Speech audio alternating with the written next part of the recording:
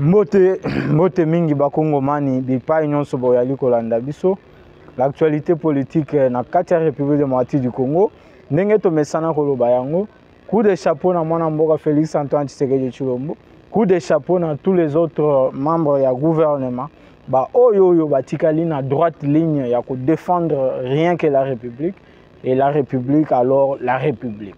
Donc l'actualité politique na République démocratique du Congo yangonde sangisaka biso bipai nyonso bolandaka biso. Merci beaucoup boyali ebele bo partageaka bo emaka bo commentaka pour la visibilité à chaîne na biso. Nous on est là pour défendre la mère patrie. Toyali na mboka mususu te. Nous n'avons que ce Congo, c'est le Congo ou c'est rien. Les efforts oyo yali ko salema à tous les niveaux na chef de l'État, na ministre des Affaires étrangères, nous félicitons et nous soutenons. Parce que les ennemis de la République, Ndakisa Messie Moïse Nyarugabo, au Bakanisa qui est République démocratique du Congo, et qu'elle toujours sous domination rwandaise. Donc nous mettons en garde ces Tutsis rwandais, Moïse Nyarugabo, où il a mis faire passer comme un soi-disant Congolais. C'est que les sénateurs de la République démocratique du Congo vont voter. Les sénateurs vont voter en âme et conscience. 88 sénateurs sur les 96 votants ou ayant participé dans le vote, 88 vont voter pour la levée des immunités du seigneur de guerre Joseph Kabila, l'ex-président de la République de triste mémoire. Le seigneur de guerre Joseph Kabila n'est pas le seul président au monde où lelo va condamner.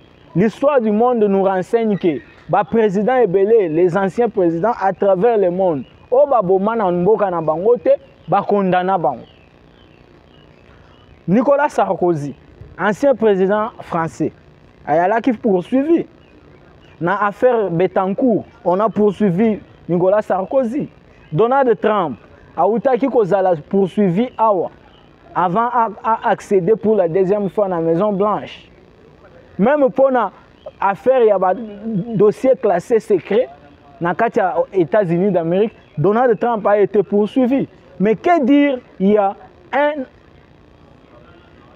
un bourreau yaba Congomani, un assassin de Congolais, Mobomi yaba Congomani, M. Joseph Kabila. Félicitations à quelques sénateurs qui ont voté pour Otobengi destitution, bon voilà, lever à immunité, voilà, lever à immunité à Joseph Kabila. Et nous sommes très satisfaits. Parce que Joseph Kabila ne pourra jamais, même dans d'autres, kochama kolonale lisusu na kati ya assemblée topé na Sénat. C'est tueur des Congolais. Oyo lelo Moïse Nyarugabo azui luxe ya kofongola mbanga na ye. Moïse Nyarugabo se permet à ouvrir sa petite bouche pour attaquer une institution aussi importante que la Sénat. Moïse Nyarugabo se permet à koloba que ba sénateur oyo bazalaki na kati ya salle na mukolo ya lobi ata moko te atomboli petit doigt na ye selon Moïse Nyarugabo. Aucun sénateur n'a pu lever son petit doigt d'après Nyarugabo pour na tuna ba question sur rapport ya commission o ezalaki composé na 40 sénateurs pour na tabler sur l'éventuelle levée à immunité, il y a génocidaire Joseph Kabila. Moïse Nyarugabo se permet à que les sénateurs vont voter lobby pour la levée des immunités du génocidaire Kabila parce qu'ils ont été sous menace. Ça, ce sont des allégations qui n'engagent que les Tutsis rwandais. Nous, peuple congolais, nous avions accompagné Namukolo ya Lobi, sénateur Nabiso, et ils nous ont confirmé après vote qu'ils vont voter en toute liberté. Donc, jeunesse congolaise, nous mettons en garde tous les Tutsis rwandais, Francine Mouyoumbape, Moïse Nyarugabo pe oyo afongoli mwa mbanga na ye olie a profiter ala la tapongi Nyarugabo se permet d'ouvrir sa sale bouche pour kosakana na milimu ya bakongomani o bauti kokweya na Goma, na Bukavu, na Ruchuru, na Masisi, na Bweremana, na Kanyabayonga, na Katonga, partout. Partout. Il y a beaucoup de Congolais qui sont tombés. Touti comme on a une image qui nous a fait froid dans les dos. Il y a wazalendo oyo abandaki ko bunda soki na miko cité na Mupanzi ya Kamanyola entre Kamitongo. C'est wazalendo à se rendre compte que moi na bébé ba retrouver pembeni ya cadavre ya maman na bango. Et ses compatriotes wazalendo azui mwana tie na Mukongo abandi ko bunda bitumba na bébé na Mukongo. Ça, ce sont des images inédites. Tout ça, c'est parce que Kabila, Paul Kagame, Corbeil Nanga, on va rejeter bientôt dans la poubelle. Et pas à Paul Kagame. Parce que l'histoire, il y a Nanga ici, ma solo ici est commune à niveau supérieur à Washington. Très chers compatriotes, nous sommes vraiment en colère contre les Tutsis rwandais. Nyarugabo, vous n'avez pas de leçons à donner aux sénateurs. Vous n'avez nullement ata eloko kosala sénateur ata moko ezate.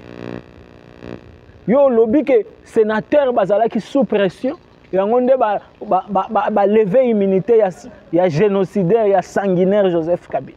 Yo Moïse Nyarugabo lobi na biso ke pourquoi na moment où Jean-Pierre Bemba azalaki na prison à La Haye na Pays-Bas pendant 10 ans, tout ni biso potolo banayo pourquoi bino na moment wana bino ba tout si Rwandais obo bandai ko gérer na République démocratique du Congo obo salaki ke mwana mboka les compatriotes Jean-Pierre Bemba Gombo akende na ces pays olobi pourquoi bino bolongola ki ye immunité té. Ça c'est s'amuser du peuple congolais. Nous ne sommes pas un peuple dupe. Moïse Nyarugabo va plus loin pour na kolobake. Jean-Pierre Bemba, après 10 ans, azongaki na kazaka na ye ya sénateur et puis akotaki na salle ya congrès, akotaki na sénat tout. Donc vous comparez Jean-Pierre Bemba oyo akangamaki parce que Kabila devait régner. Yango nde a sacrifié ki Bemba. Et Kabila oyo abomi bakongomani ndenge toyebi lelo. C'est incomparable. Vous comparez les jours et la nuit. Bemba bomaki bakongomani te, mais Kabila nous a tués, nous a massacrés à Goma, Kabila nous a massacrés dans le Bukavu, Kabila nous a massacrés à Nyiragongo, Kabila nous a massacrés dans le Ruchuru, Kabila nous a massacrés partout. À Kamitonga, Kabila nous massacre. Kabila nous a massacrés. Bipai nyonso, même na Ituri, ni tete la résistance ya Luboyanka Chama, que nous saluons le gouverneur militaire. O bayaki na paquet, Kabila bimisi pena paquet akanisi ke Congo mani nyonso akozala corrompu.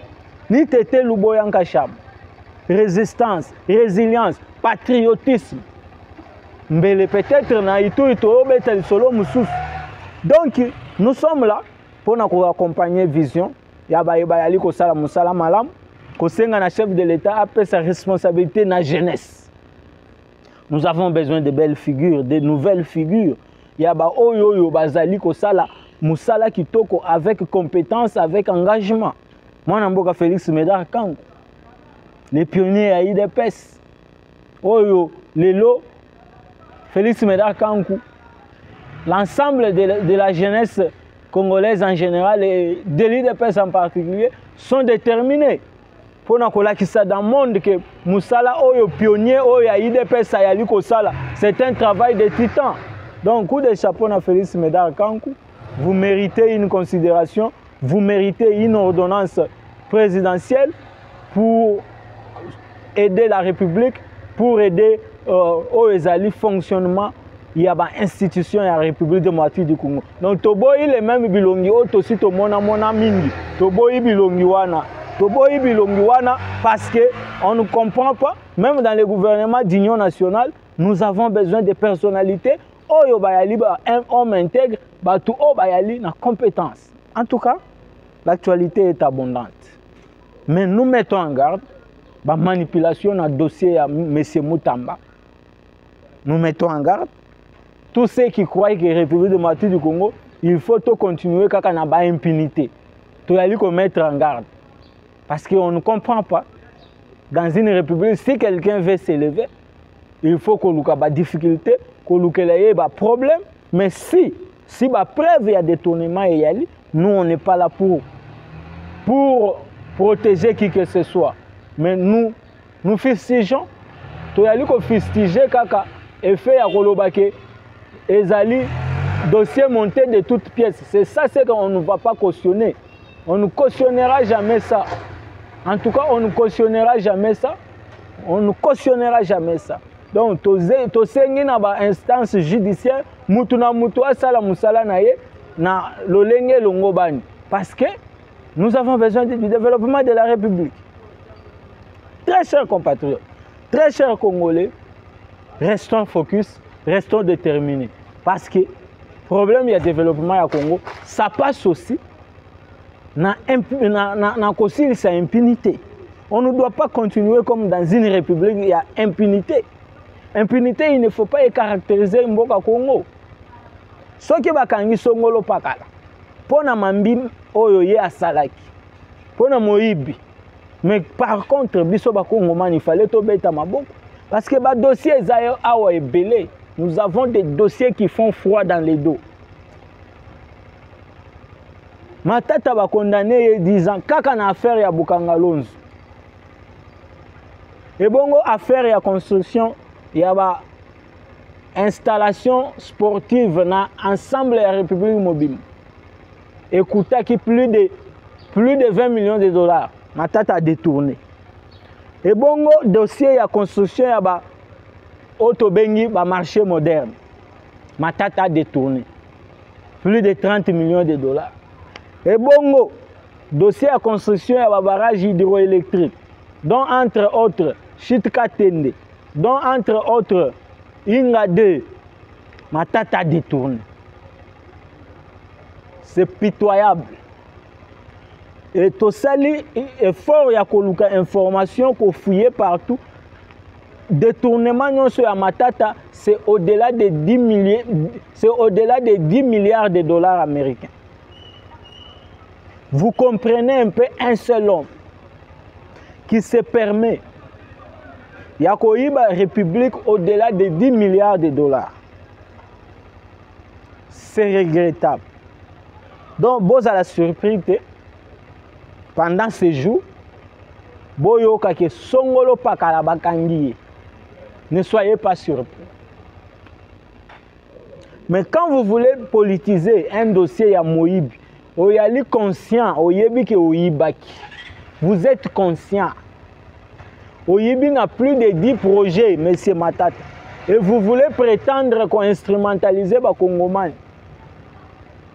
qu'on diabolise la population. Mais ça ne va pas passer. Parce que vous pouvez tromper tout le monde, sauf votre propre conscience.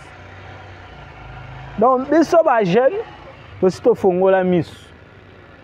on n'est pas là pour suivre n'importe qui. Toza kunate. Et talibisote. Bako kanga mutunyoso conformément à mbeba naye. Ainsi va se développer la République.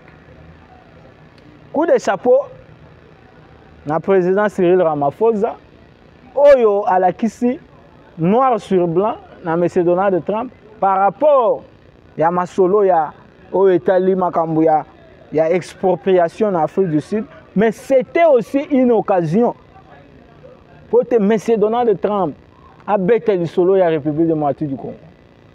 M. Massa de Boulos, tous sont déterminés pour nous que la République démocratique du Congo. Voilà pourquoi l'agitation. Voilà pourquoi après la levée à immunité à Kabila, Kabili Mobimba, en général, et particulièrement les Tutsis rwandais, dont M. Moïse Nyarugabo. Voilà pourquoi agitation est côté. Agitation est amakasi.